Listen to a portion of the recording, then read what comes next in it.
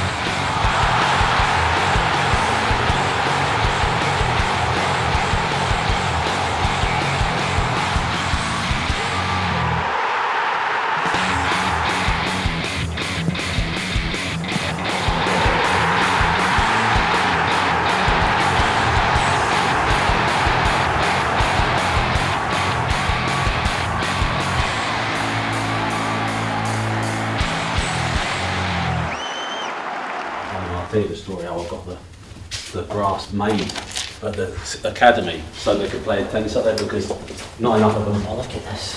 No. This is nice, isn't it? There's all Paul Weller in the corner. I'm on about his little moped, this scooter. When do you remember when we first came in? It didn't have this, did it? But if I remember rightly, did it add? No, I didn't have these. No, not like this, but did it have something like this? No, it just had normal hangers on the wall.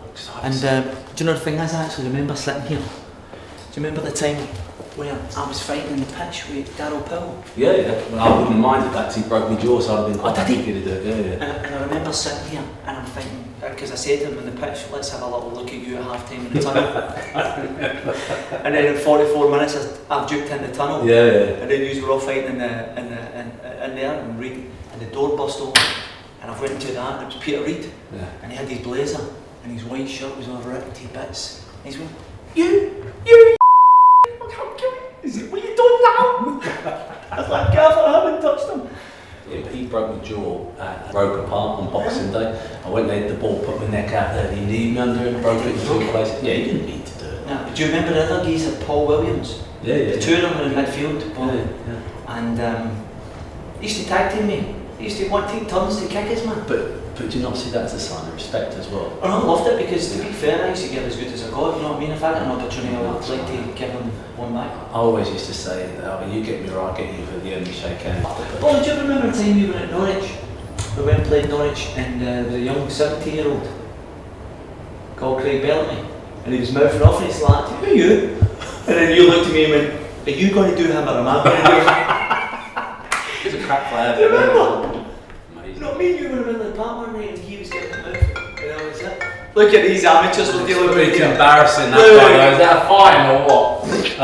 We're in the middle of recording, you should keep this rolling as well. Like.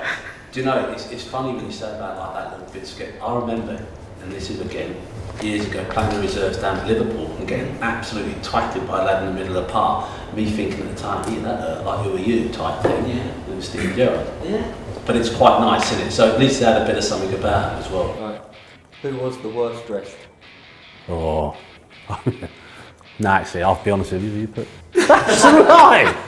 I can't even remember what we used to wear him, do you? I do. Well, I've got to be honest with you, you've asked us to, but now Quinn is the worst dressed professional football player I've ever seen. His trousers used to be about 6 inches too short.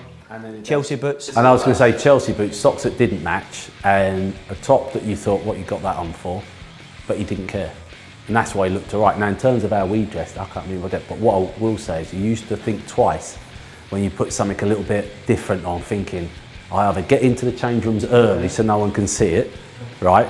Or you just went for it and hoped for the best. And if you walked in and there were certain characters in the changing room, they'd go for you.